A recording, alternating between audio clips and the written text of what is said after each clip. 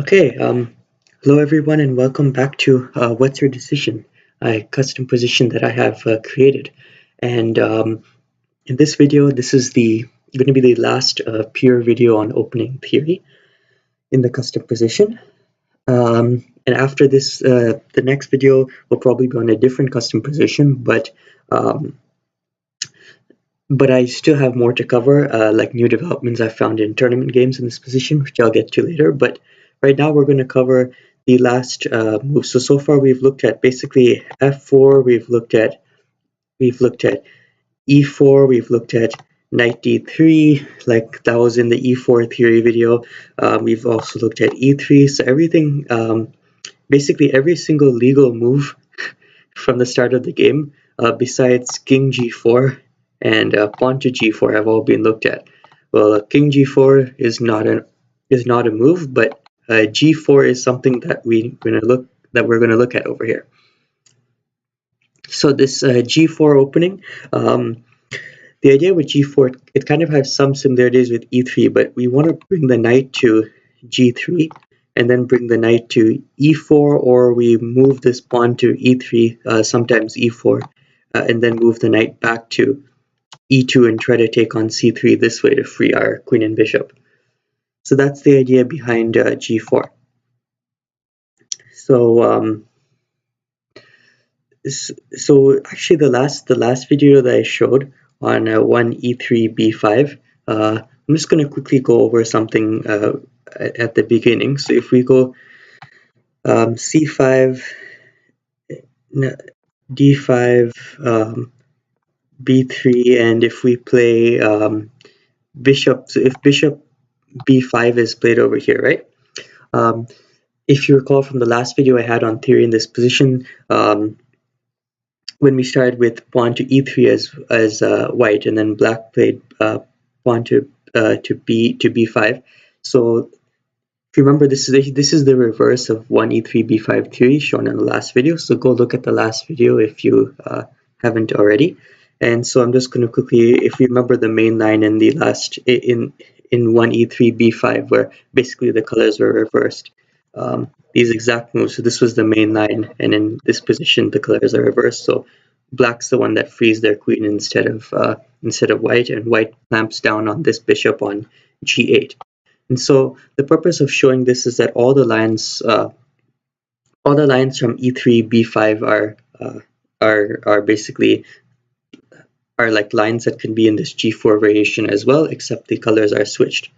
Because if you remember so that's how that variation goes.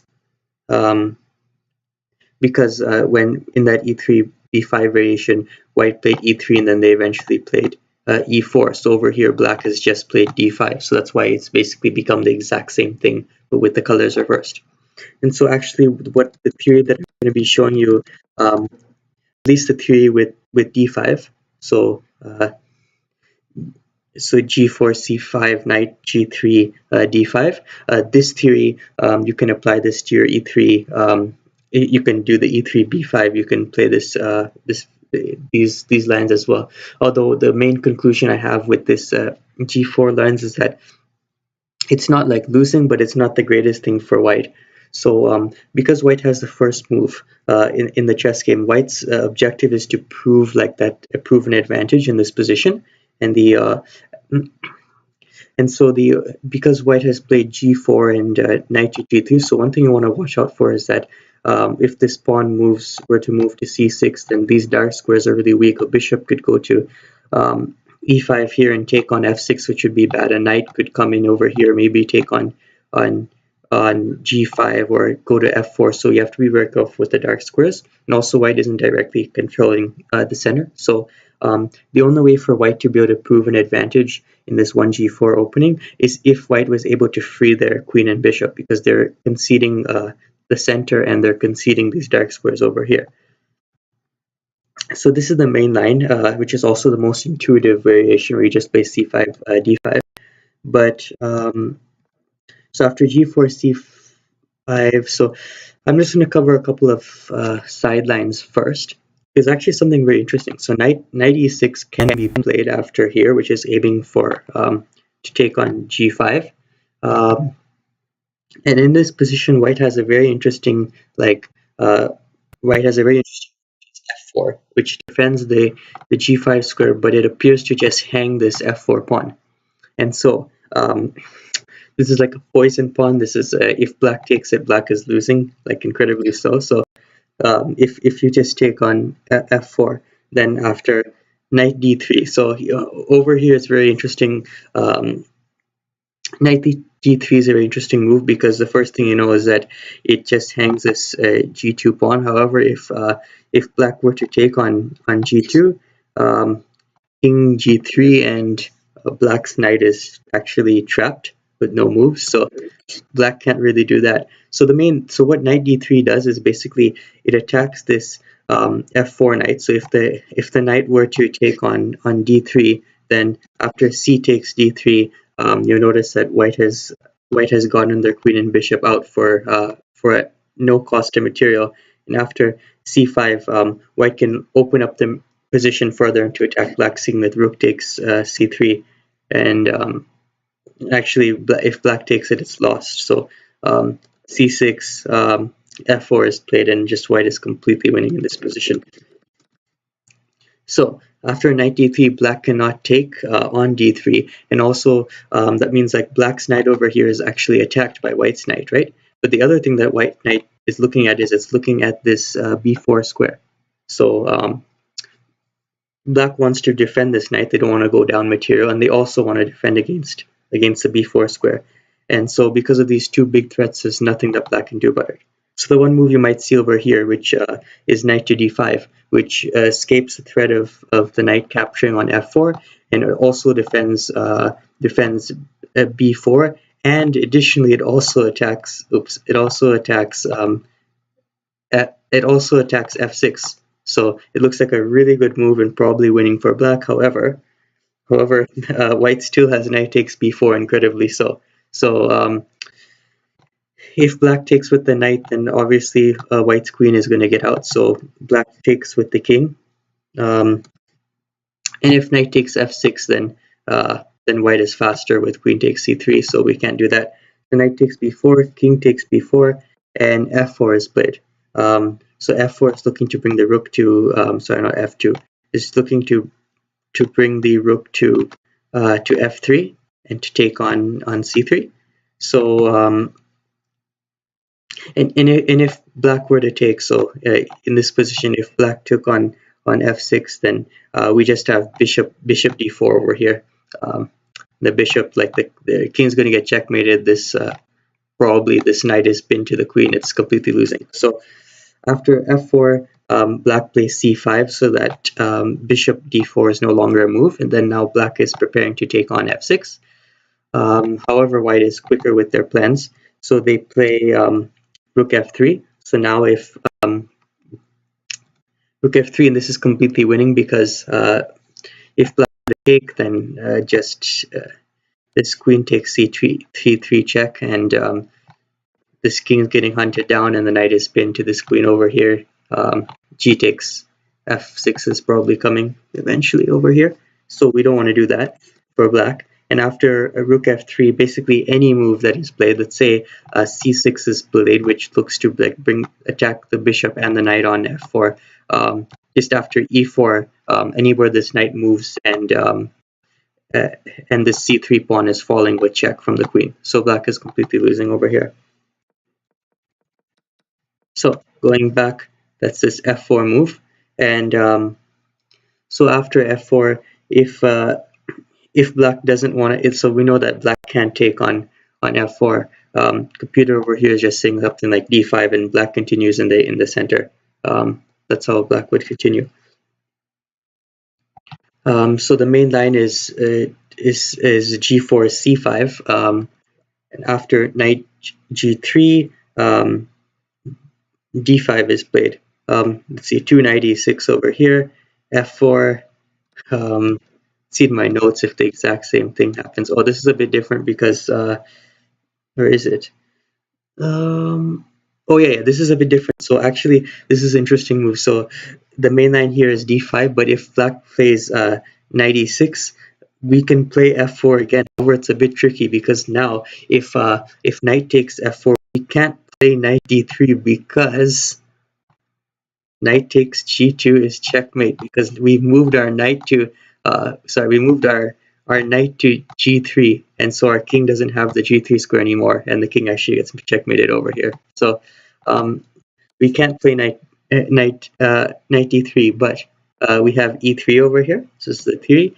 Knight goes to d5, so knight's attacking f6, and it looks very scary, but we play knight e4. So now it's funny. So this black knight is defending c3 and attacking f6. We're defending f6 and attacking c3. So it's like a game of chicken. Whose knight's going to move first? So we have d6, bishop e2, and now we see, so b5 is going to be played because white's plan is to get to c4 and then take the knight, at to which point white's going to be able to sacrifice on c3. Black would want to take white's knight as well, but it's a bit harder for black. So after b5, which prevents against this, and note that, so bishop c6, black can play to try and win white's knight here over here. However, white is quicker, so if this knight moves, anywhere it moves, we're just able to take first. So the line is like here, and yeah, we free our pieces. Don't have to worry about losing some material over there. So that's bishop c6 has been tried there, but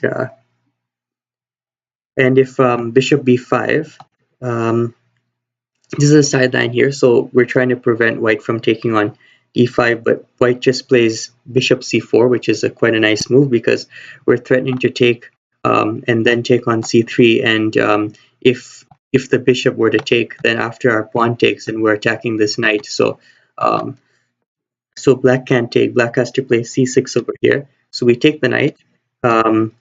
I mean, they could capture, they just take on f1. Then when we sacrifice on c3, over here, we have two pieces hanging. The computer says best move is to play b5 and take neither of them. After white moves one piece, black will take the other, like so. And over here, bishop d1. So we move backwards to save the bishop, and now we're clearing the bishop to be able to play f4.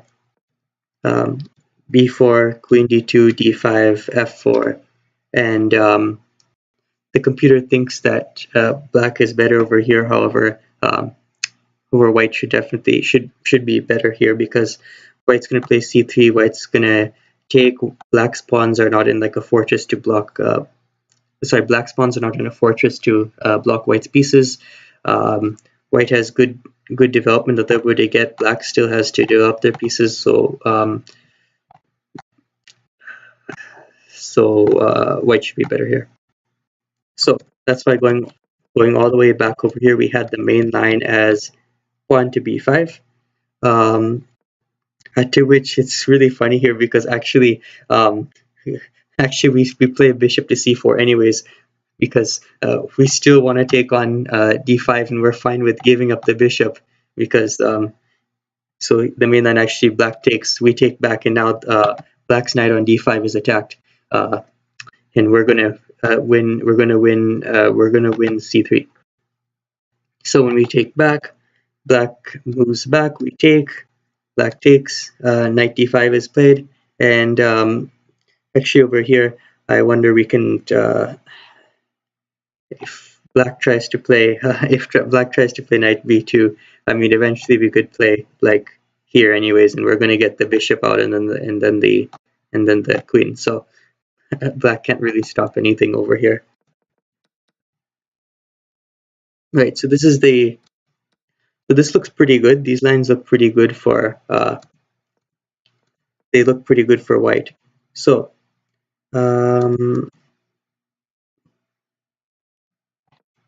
yeah, and so black doesn't have to take on f4. If black can play something like c6, increasing the pressure over here. We play e3, defending it, and this is like a game that's playable for both sides.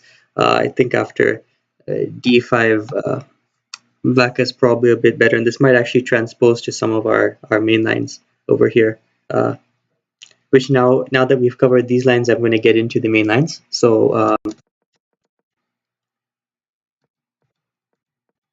the main line over here is d5, and we play e3. So we're trying to, so d5 is played so that we cannot go to e4. We play d3 so we can go back to e2 and take on c3, and we're using this e3 pawn as a wedge against d4, so that we can take, and after some captures we can win this c3 pawn. So it does look like the e3 theory, but this time we've not started with e3. So knight e6 here is played, which is increasing the pressure, looking to be able to play d4 in the future and be protecting the c3 pawn, as well as there's immediate threat to take. Because um, if the knight takes on g5 and then we take with the king, you can imagine the rook is just going to come to d8 and d6, and black's going to get out the pieces. So we play f4 to stop that. c6 is played to develop the bishop. And actually, I think this here, right here, transposes to that f4 variation I was showing with like 96. So basically, in this position, so you can already see here the engine thinks that black's a bit better. And actually, I think in this opening, the engine's right. Black is a bit better because if white doesn't try to go in on sacrificing on c3, then white kind of has to just concede that their control over the center is just going to be a little bit weaker than black's, and this knight might be a bit weirdly placed. Black already has their bishop and their knight able to come out. White's still going to have to play like f3 first. So I would say black is very slightly better over here if white just plays like a normal developing game after here. But it's going to try to sacrifice on c3 to prove that their g4 move is a good try. So white's going to play knight e2 over here, and black's going to play d4. So over here, over here we have a sideline, knight d3. White can I can play here, knight a c7. White brings the knight to e5, which is interesting. So if you remember this is from 2 videos ago on our e3 theory, we had knight e5 as a big move in the game. So you can see that there's some similarities in these openings. b5 is played, king g3, just bring the king out, knight e4. Sorry, knight d5, and yeah, we have a game. Also, 8e4 can be played to block that for, but actually, it looks like knight a8 is a good move because these pieces are weak, so black can take this knight, and after recapture, there could be some ideas with moving the bishop, playing over here, knight captures over here, and the rook taking. So it's a little bit weak on the dark squares. So I would just play king g3. The computer likes over here, just bringing the king out of immediate danger, and it's a playable move. But the main line over here is f3 because f3 is directly trying to capture on d4 and then win c3. So remember, white has some decent chances in this opening, but if white really wants to take on c3 and prove their opening advantage, then white can try that. So I think with knight d3, if we just follow the main line, I think this game over here is actually anyone's game. It's around even. So actually, because I usually likes h4 over here, but if just I guess consolidating with the pawn, so this actually looks like a really even game, because with the lines I'm going to show over here, I think black is slightly better if white really tries to sacrifice on c3. So if you play g4 and your opponent plays these perfect moves, something like this is maybe something that you try to aim for. So if let's just check to see, because knight can take on f6 over here, queen takes f6. We should probably play g5, queen, let's say queen e7, knight g4, looking to get to f6. So now we play g takes, rook takes. Are we going to take with the knight takes, queen takes? h3. Yeah, black is just winning. Yeah, black is actually winning. So if we go back, um, yeah. So and like I said, I thought that e4 over here was not that good. So actually, in this line, white is just losing. Um, so white should continue on the main lines, trying to sacrifice. And I think black will be white slightly worse. But even in this game, white can play f3 and then not try to they can play f3 and they can play like e4 and then e5 and just play a game where I think because they made these knight these knight moves that maybe weren't completely focused on developing, white might be slightly worse. But yeah, so white should try to go all in on the sacrifice. We have rook d8 and g3 is the move over here. So g3 is interesting. We want to capture over here, but remember our dark squares are weak in this opening. So g3 defends that. So right now, if we were to take on d4, that'd be a mistake. C takes d4, bishop takes d4, knight takes, and so we get the sacrifice off. However, bishop takes f4, and after knight d3, because like right now they're threatening to black's threatening to take on g5, and then after king takes, even like knight e6 check, and then once the king moves, the queen's going to get out, taking over here. And then this knight will be actually pinned as well. So knight d3 kind of, and I think just, yeah, bishop takes g5, so something like this will happen. And yeah, it's completely winning for black. So we don't want to take over here. We want to play g3, which protects this f4 pawn, and then now we're prepping to be able to take on d4. So knight a c7, and now the main line over here is you take on d4, and knight goes to d5. So if we're to take back on d4, then bishop takes, knight takes c3, and now there's a knight blocking this. There's a knight on c7 blocking this b8 bishop. But even if there wasn't, like, there's no taking on f4 because this g3 pawn defends it. I keep drawing the arrows wrong. Okay, yeah, the g3 pawn defends it. So over here, white is just going to get their pieces out and be winning over here. So black's not going to take back. Black is going to play knight d5 and have their own threats against f6. So even these like aggressive e3 and now g4 lines are white's trying to aggressively sacrifice to free their pieces. Black has aggressive tries against to do the same. So knight d3 is played over here. So now c takes d4. Knight takes f6.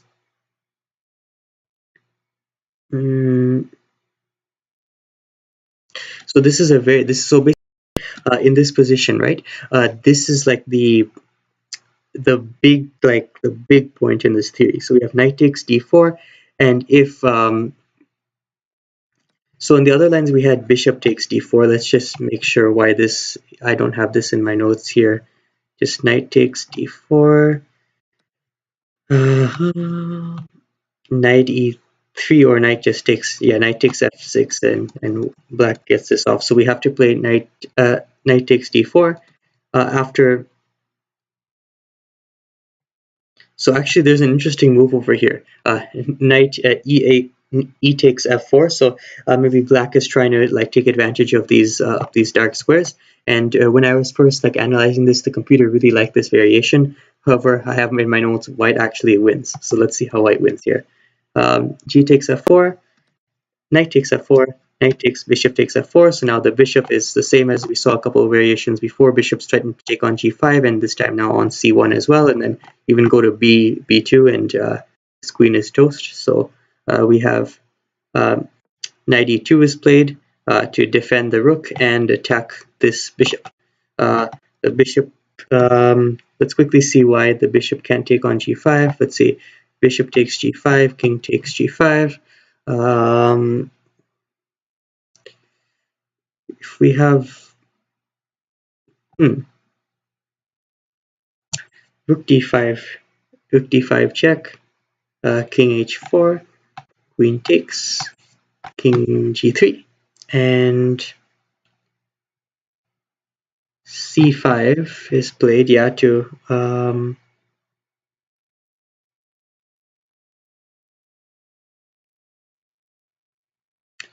we have knight takes c3. Interesting move. I wouldn't think that this can be played. What if just b takes c3? We have f4. Interesting. g5, bishop e3. Oh, am I following? No, I'm not. Bishop. So let's say king b4, bishop f3,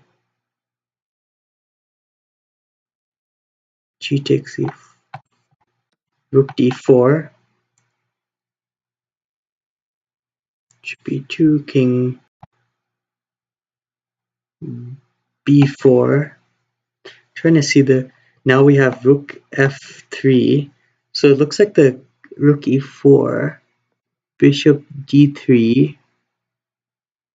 Interesting. Rook e7. This is an example of very active piece play. I think that bishop, oh, and now we have, interesting, we have bishop d2 over here.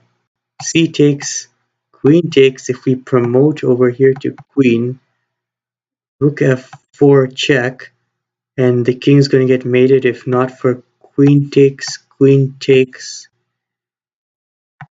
king c3. Wow. And this wins for white. Wow. So the computer here is actually correct. So even though I thought for a second that my notes are wrong and black can just free their queen and bishop, which they can, but wow, just like showing one computer line, white has very active play with their bishops and rook and then can eventually free their queen, and also black's king is very weak. So wow, that was a very interesting line. So see, even though I've prepared these lines, when I'm going over it live, we still find new things. So after knight e2, I had in my notes bishop d2, which is an interesting move because it's defending c3. It's defending c3, and so it's white's not going to be able to sacrifice right now. Bishop f2, rook d6 to try and get the sacrifice off. We have f4.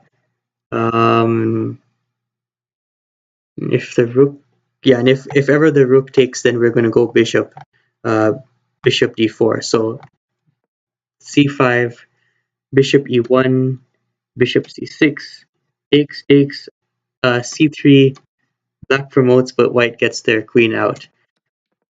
That's a very good line. I'm thinking because instead of rook d6 over here, which I had in my notes, because black didn't take on f6 anyways, computer likes other moves. So computer, let's say c5 right now, bishop e1. Let's see, bishop b5. That's an interesting move. Bishop takes, rook takes. So white's, so here the computer, like I'm thinking maybe, like what if we just take, we give up our rook, knight goes to e4, and yeah, we should be, oh, but wait, rook takes h2, the king has g3, rook g2 check, king f4, rook d8, another rook, c4, rook d4. Now this queen can't really move anywhere. Bishop dc2, or, oh, queen takes, oh wait, queen takes d4, knight d6, aiming for mate on, oh wow, this is a mate in 6. Wow. See, this is a really tactical position. So rook e4 can't be played, and yeah, white is just winning when they bring their queen out. So like to e5. So wow. So going back all these moves, yeah. So I can just take that. The computer likes rook f2 as well. white just tries to hang on to their extra material over here. But yeah, if white can just play knight takes c3, then that's good. Even the computer thinks white is yeah, thinks the white would just play knight takes c3 here. So yeah, that's how this line goes. So this whole idea with knight takes f4. It's a very interesting idea, but loses for black. But in this position, this is where I feel like knight takes f4 would not be like a natural move as well. So black would only play it if they can like calculate that it's specifically winning. But if it's not, then okay. So actually, the main line here is knight takes f6, and g takes. Okay, so this is some of the most like fascinating theory in this position. So the main line over here, black says, okay, we can for this moment, like white can't really take and free their queen and bishop. So, but over here, black can do so. So black can take on f6 with the knight, and black does that. And so let me go through right now the most like intuitive line, which is not the best line for either black or white, but it's so intuitive. And okay, so g takes, so white takes on f6, and this already is losing. It looks like the most intuitive move, but it doesn't work. And I have over here rook takes d4 as wow, but the most intuitive line is to play queen takes f6. And so in my notes over here, say this is surprisingly not optimal. g5 is played, pushing the queen away. The queen goes back to h8. We take. So now that the queen and bishop are freed, taking is actually like, because if black takes back, black is no longer freeing their pieces. Their pieces are already freed. So, and in this position, black would like to play something like f6 and take on g5 to weaken white's king and open up this f file more. So taking on e6 opens the f file, but it doesn't allow black to weaken the king as much, and a knight's on e5 can probably be good. So that's what rook e1 is for. And after c5, we can see, I'll just put one more move on the board, maybe knight e5. And in this position, so black's freed their pieces, but white has like some good counterplay. So what's happened is white has blocked this e6 pawn and shut off this file. Black can't use pawns to break anywhere because and white's pawns are all like protected and strong, and so black doesn't have that much space. And so in this position, it should be playable for both sides. I see bishop e5 here is the main move, but I think yeah, bishop not even right away doing this. Bishop e2 could be played. I mean, we could see like e5 here would be like a sacrifice for black to free up some space. F takes, b takes, bishop takes e5, f4, bishop goes back to b8, and bishop f3, and now actually white's going to utilize this open file too, and there's adequate defense over here. So yeah, this should be fine. But going back, so this was the most intuitive line to play in this position. However, the thing is that after pawn takes, so knight takes f6, g takes f6, and this one loses not to queen takes f6, which we saw had chances to both sides, but to this amazing move, rook takes d4. And what is the idea behind rook takes d4?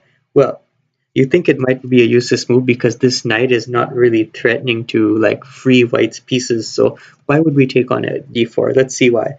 So first of all, if we were to take back, so if we just play bishop takes d4, trying to win that exchange, we have knight takes d4, and now now here's the thing: if king g5, we have like the knight will go back to e3, and this is actually a mate. G5, knight takes g5, f takes g5, queen sacrifice, f6 check, king h4, g, and bishop e6 mate.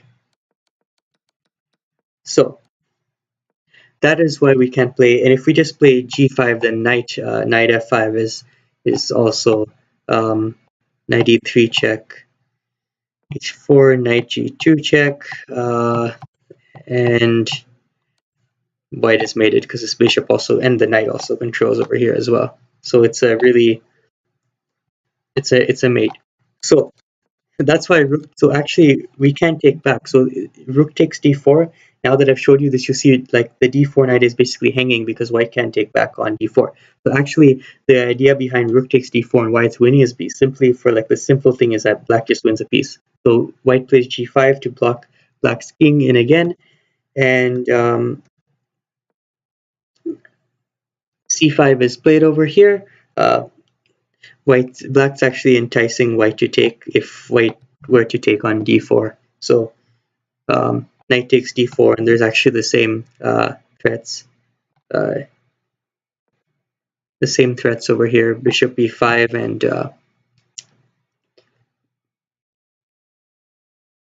and let me see. Let's see if white just plays something like this, then yeah, actually black's going to voluntarily free white's pieces to play bishop takes f4, and yeah, and the knight's going to come back over here. Yeah, so black is completely winning in a position like this.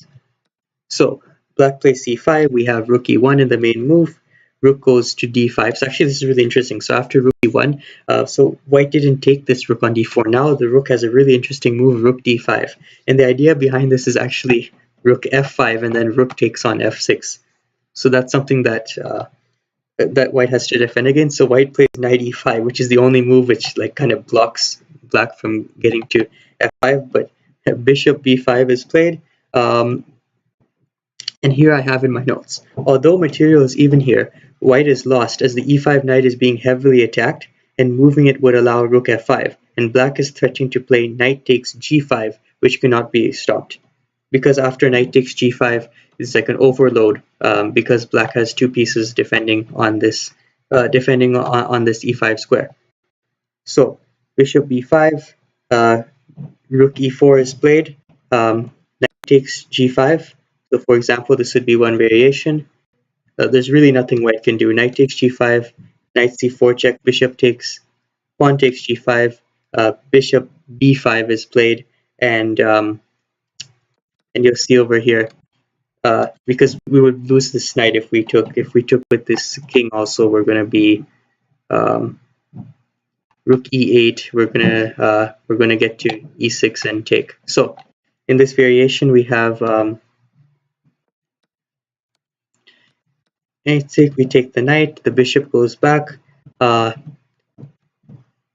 now after f4, which we have to play because we have to stop bishop e5, then rook f5, the move that black had several moves ago. It's still alive, and yeah,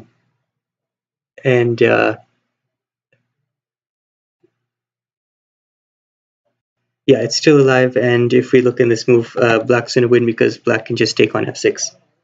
So so what we have in this position is we actually have some very interesting. Yeah, so basically over here, black is winning because they can just take on f6.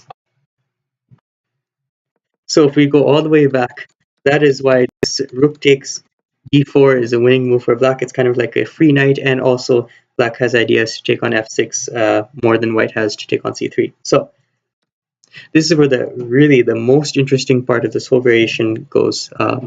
So instead, after knight takes f6, now we've seen that if we play g takes f6, then rook takes d4 wins a knight back. So we're not actually winning a knight if black is sacrificing the knight on f6. So using that knowledge, we can essentially say, okay, our knight on d4 is hanging. So let's do something about it. Let's and here there is the line. So if we just play like if we play, for example, bring our knight backwards, let's say, just like save the knight, then after knight d5, well, I mean, black just has their queen coming out, they have everything in the position, and this pawn on f6 to take on d5 is going to be really strong. So our move over here is actually knight takes e6. So we're gonna we see that black is freeing their queen already and bishop, so we take on e6 in order to like save our knight, and also we're capturing a knight, so we're not going to lose a piece. And then after takes, now we can take.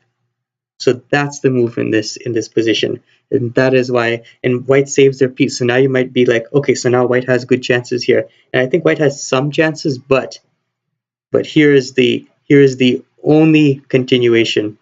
So you might think queen takes f6 check over here, and g5, queen e7, and what we looked at earlier applies. This knight actually is going to go to e5 over here, for example, and it's going to be playable for both sides. So actually in this position, if you will believe it, rook takes f6. That is the, oh wait, it's not rook takes f6. It is this. So guess what black does over here? Rook takes d3, brilliant move. And there's just an amazing tactic behind this, and it's such a brilliant move because not only is there a tactic, but black is going to free white's queen and bishop, but it won't matter. So rook takes d3, white has to take back, and now look at this. Still, we don't play queen takes f6 check. We play bishop takes f4, and wow. And white can't even play g5 to protect it. The bishop's just going to take, and after the king takes, queen takes on f6, white's likely getting mated over here.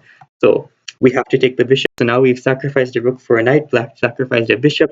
Now queen takes f6 check, and now the point is that once the king moves back, the queen can take on f4.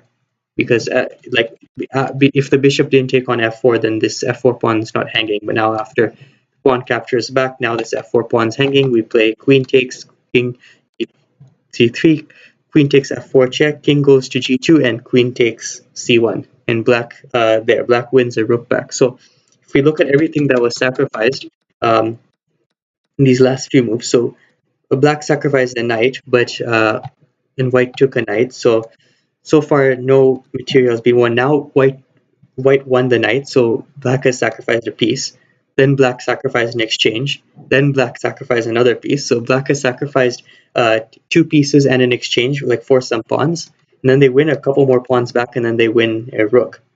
So now over here, I'm going to count this material over here, and everything's free, so I'm going to count all the material. White has 9, 12, 15, 18, 23, 24, 25, 26, 27, 28, 29, 30, 31 points of material, and black has 9, 10, 11, 12, 13, 14, 15, 16, 17, 18, 19, 20, 25, 28, 31 points of material.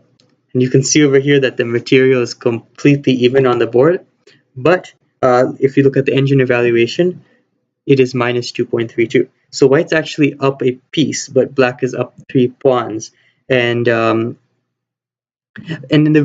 reason why black is essentially like much better, if not winning this position, though I'd say much better, because if you like play some lines as human, you can easily lose your advantage as black, and you need engine moves to hold this -2 advantage. So I would say black is better, but not necessarily winning.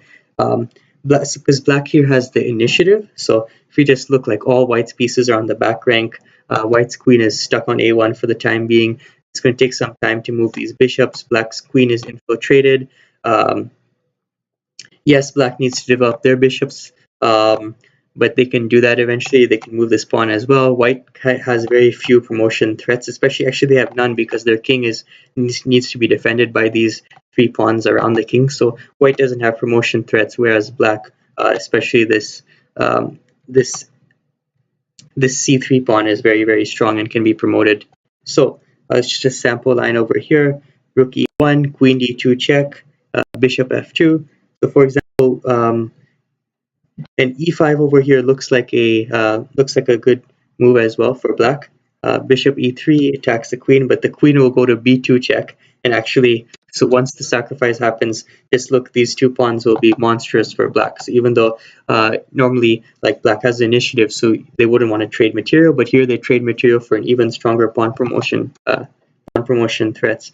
Though if you look at the evaluation here, it's minus 1.5, and it's not easily winnable, because although black has these 2 very strong pawns over here, white's light squared bishops right now are defending that. Though I mean, black can kind of like bring the bishops and try to sacrifice here, move the king, move this a pawn down the board. So black has definitely still the initiative here. And so this is one way it can be played, and yeah, better for black not winning. And now if we look at this one with queen d2 check, bishop f2, c5 is played, bishop bc2, e5, so black wants to free their bishops. You move the king back, the queen back, and force the queen to f6. The king goes back to g1. Now the bishop goes to c6, so black's going to start attacking these light squares. Each side has double light squared bishops, which is also a nice thing about this custom position, because one light squared bishop is kind of trapped for most of the game.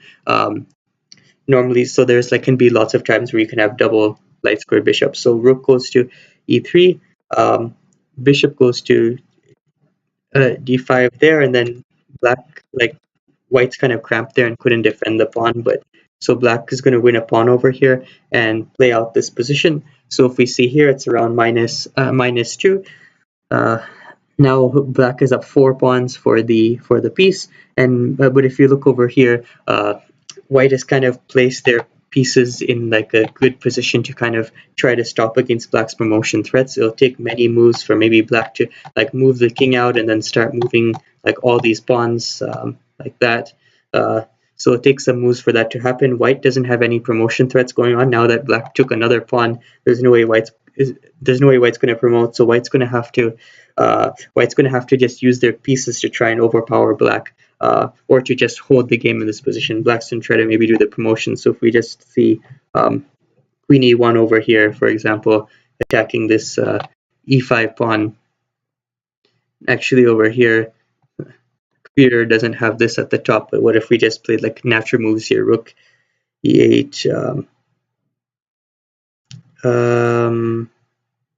bishop g3, maybe, well actually, engine likes bishop h4 and doesn't want to trade, black doesn't want to trade pieces here. Queen, apparently, so we have queen f4 here, bishop g3, queen d4. Why is this? It's not a free bishop, the rook is pinned. Queen f2, something, maybe e4 over here, black strikes. Bishop f4, rook f8. This is probably bishop g5, e takes, bishop takes, rook f7. So it's very, as you can see, that it's a very tough maneuvering game. But here, maybe playing quickly, black became a bigger advantage. But yeah, so I think this game should over here be just better, if not winning for black. Black has all the chances here, and that is why now concluding this whole position, which is such a nice way to conclude it. If I just go back and show all these moves, and especially this great tactical variation. So it started over here, white takes back, rook takes d3, bishop takes f4, queen over here, and queen wins the c1 rook. Even material, black has the chances in this position, and that is why I don't recommend really playing g4. If obviously it took black so much theory and so many moves they had to know, and brilliant moves to be able to have a better, if not winning, position. But yeah, the point here is that when white's playing g4, white's playing sort of a suboptimal central control and developing move for the chance that they'll be able to sacrifice on c3. And even in that main variation, is black was the one that got the sacrifice, and there's a whole bunch of tactics after. But basically, if white is not going to get they're taking on c3 ideas and get some advantage from that, then probably the move g4 is not the most optimal move. But obviously you can see there's a lot of theory over here, and tough variations. If black doesn't play perfectly, then white has so many chances. And so I would say g4 is still somewhat playable, but just a caveat that if black knows all this theory, with this best play, black can just get some sort of advantage in an endgame over there. But it's really some beautiful theory. And actually with that, I'd like to just end off. So this is all the, I guess, main theory preparation I have for what's your decision custom position. So I hope you enjoyed looking at all those variations and hope you learned a lot. You can see the richness. So actually with these trapped pieces positions, there's like a lot of theory, a lot of tactics, a lot of very interesting stuff. If you're like studying it for the variations and stuff like that. I spent a lot of hours on this position and learned quite a lot. There'll still be more content on this position as I find more things in theory, and as I've mentioned many times in these past few videos, I'm playing some tournament games in this position. Um, so definitely like more interesting things. I'm finding out a couple of interesting things with the position that I'll be updating after. But that's it for now. I hope you really enjoyed all the theory, and I hope that gives you some interest for playing this position. And yeah, so I have lots of custom positions, so there'll be more to come, and even more to come on this position. But thanks for watching, as always.